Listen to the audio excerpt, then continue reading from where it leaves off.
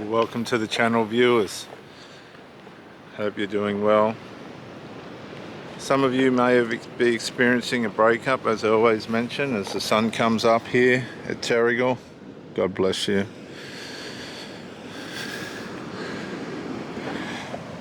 Some breakups are not deliberate, they're just circumstantial. Best for everyone. You could be in a situation where there's people just breaking down because they don't want your relationship to move forward. That could be family members, it could be friends. I've seen girls with girlfriends that are jealous of the friend having a relationship and then putting on such an act that the girl's just given in and gone back to her friends. The man's been portrayed, or the boyfriend's been portrayed, as someone evil, and possibly was. But what if it's a case of the person's not? These are all forms of manipulation and control. Another thing we need to consider later in life is, what if you find yourself with an alcoholic or an addict or someone who likes to take medicines and things? These people are there.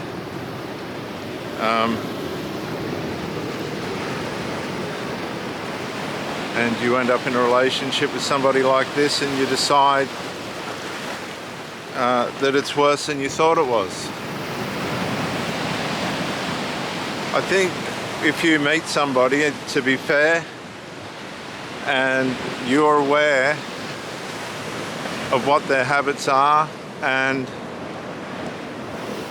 how they go about themselves in daily life, if that person's performing in the relationship, they're doing all the right things whilst managing their addiction or abuse, I think you need to give that person a fair chance. I've experienced this and they've gone really well. It's when the person starts to fail the relationship that things change as a result of the medications or things that they're taking, that it becomes a problem. And this usually will happen because it's a codependency. It's something that's going to draw that person away from you in one way or another, because they need to put time into it. It takes their mind away from you in a more or less unconstructive way. It's just a habit that they've formed, an addiction. And if the addiction's disrupting the health of the relationship, maybe through lying, wasting of time, abuse of finances, drugs can also cause people to cheat because of the nature of it, the deceptive, divisive nature of it, the undermining nature of it, can all contribute to breakup. The selfishness of it. Sometimes a lot of people will justify their addiction by saying it's medicational. Well, to some extent it might be, and then to another extent it's recreational. There's a crossover. Where does that become conflictive? To me, if you're in a relationship with one of these people, it only becomes conflictive if that person starts to abuse the relationship. Other than that, you knew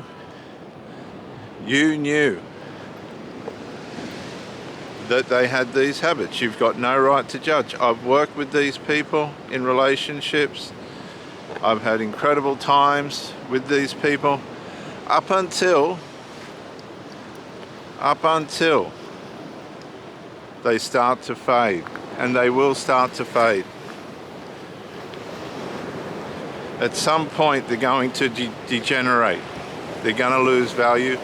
A lot of these people have all sorts of different enmeshments. They enmesh with themselves, they enmesh with their family members. I just want to show you, when we were little, really little, we used to jump in off here. There was a slippery dip, and you'd slide down the slippery dip and then climb back out. You'd get sucked down by the water and then climb back out. It was quite dangerous actually, but we used to do it. And so people that are alcoholics and drug addicts, I think they're fine if they're carrying their weight. I don't agree with alcohol and drugs and things, don't misunderstand me. But here, if they're doing what they're supposed to, and they're pulling their weight in the relationship and have their duty of care to the relationship, I don't think, knowing of their habits, that you've got a right to judge them. I think you need to do your part and keep the relationship healthy, and make sure that your part in the relationship is also of admirable performance. And if you know, as I said before, that this person has addictions or this kind of thing, you have to observe what the performances are, but you'll find their health, their mental health, their physical health will suffer. So will yours. That's just a consequence of these habits, and you need to decide how much of it you can take or not take. And if it comes to the point of miserable and careless and negligent, you need to make some serious decisions, have a big talk, and if things can't be worked out and the addiction's more important, here's a bit of wave action, viewers. We used to jump off here to surf at the point. A little bit of wave action. Not much. Gets very big here. Then, if it cannot be brought back to a harmonious point, because see, people don't care when they meet someone whether they're addicts or not. They just want their fill. They just want their bit. But then if the people decide they like each other and it becomes intimate and they like the intimacy and the brand of that person, all the alcohol and things isn't going to matter at the love bomb phase.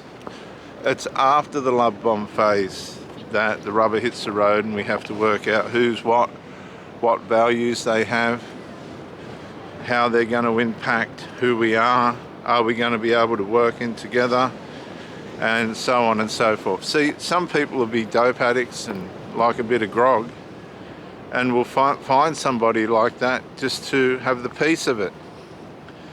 But at the same token, there might be something deep inside them that's saying to them, I need to get out of this, I need to get out of this. And if they meet somebody that's straight and living a life that they dream of, I've had these people come into my life. You'll see them wanting to escape it, They're wanting to escape it. And they're using your power as a way of helping them to do that. But there's a default in all of us, and some people are just subjective to their habits. They'll go with their habit. When the pressure gets tough, that's what they turn to. When the relationship gets rocky, that's what they turn to. And there's nothing you can do about that. You have to stay on point yourself, and if it gets to a situation where the relationship's not beneficial anymore, you just have to let things go. and everyone has their own values. So I hope that helps. I hope it sheds some light on that a relationship has to have duty of care whether the person's an addict or not. And if they are living up to that, then maybe there's a great future ahead. If not, you're going to live in turmoil and stress, and nobody deserves that. I'm Reverend Dr. J.W. Morrison, theologist at Terrigal, the beautiful Terrigal. I'll just pan for you. On the Central Coast, New South Wales, Australia. This is an international destination, actually, Terrigal. They come from all over the world to be here. Thank you for joining me, and bye for now.